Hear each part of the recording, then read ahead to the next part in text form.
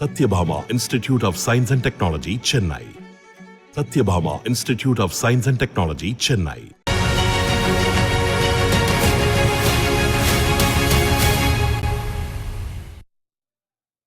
தமிழ்நாட்டு தலைவர்கள் வீதியில் சென்றால் அவர்களை பார்க்க மக்கள் தயாராக இல்லை என்று பாஜக மாநில தலைவர் அண்ணாமலை விமர்சனம் செய்துள்ளார்.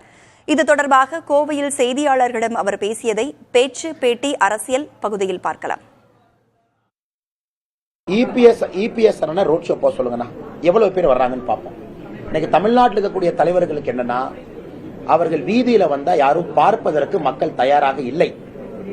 அசம்பிள்டா ஒரு இடத்துல உட்கார வச்சு வண்டியில ஏத்தி கொண்டு போய் இறக்கி அவங்கள பட்டி பட்டி மாதிரி அடைச்சு ஒரு 500 பேருக்கு ஒரு சூப்பர்வைசரை போட்டு இப்படித்தான் அரசியல் கட்சி கூட்டம் நடக்குது தமிழ்நாட்டில். அனைத்து இந்திய அண்ணா திராவிட முன்னேற்ற கழகத்தினுடைய கூட்டத்தையும் சேர்த்தி தான் சொல்றேன். கூட்டத்துக்கு போய் பாருங்க, 500 பேருக்கு ஒரு பட்டி இருக்கும். அங்க ஒருத்தர் நின்று இருப்பார். முழுசா தலைவர் பேரை கேட்டுட்டு போனா தான் 250, பாதியில எந்திரிக்க கூடாது. இன்னைக்கு அந்த தலைவர்கள்லாம் வீதிக்கு வந்து மக்களை பார்க்க சொல்லுங்க, எத்தனை பேர் வர்றாங்கன்னு பாருங்க. இன்னைக்கு வீதிக்கு வந்து பொதுமக்கள், சாமானிய மனிதர்கள் தங்கள் நேரத்தை கொடுத்து மோடி அவங்களை பார்க்க வர்றாங்க. இதே ரோட் ஷோ உங்க பண்ண வேண்டியதானே? பண்ண மக்கள் வரமாட்டாங்கன்னு உங்களுக்கு தெரியும். ஒரு பிரதம மந்திரி ரோட்ல வர்றாங்க. பிரதம மந்திரி மக்களுக்கு 6 அடி தூரத்தில் இருக்காங்க. ஒரு பிரதம மந்திரி மக்கள்கிட்ட கை கொடுக்கறாங்க. ஒரு பிரதம மந்திரி மக்களை பார்க்கறாங்க.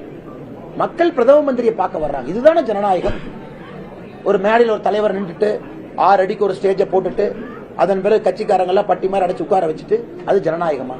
அதனால் இவர்கள் பேசுவதெல்லாம் அவங்களுக்கு கூட்டம் வரல, கூட்டத்தை கஷ்டப்பட்டு புடிச்சு அடைச்சு வைக்கிறாங்க. அதனால் தமிழகத்தை பொறுத்தவரை அது ரோட் ஷோ என்கின்ற வார்த்தை அது கிடையாது. மக்கள் தரிசன யாத்திரை. மக்களை தரிசிப்பதற்காக எங்களுடைய தலைவர்கள் வீதியில வந்து மக்களை சந்தித்து விட்டு செல்கின்றார்கள். இது எப்படி தவறாவுங்க? அண்ணே, நீங்க ஒரு விஷயம் புரிஞ்சுக்கணும்.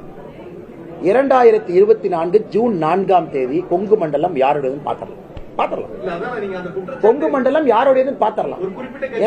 Satyabhama Institute of Science and Technology, Chennai. Satyabhama Institute of Science and Technology, Chennai.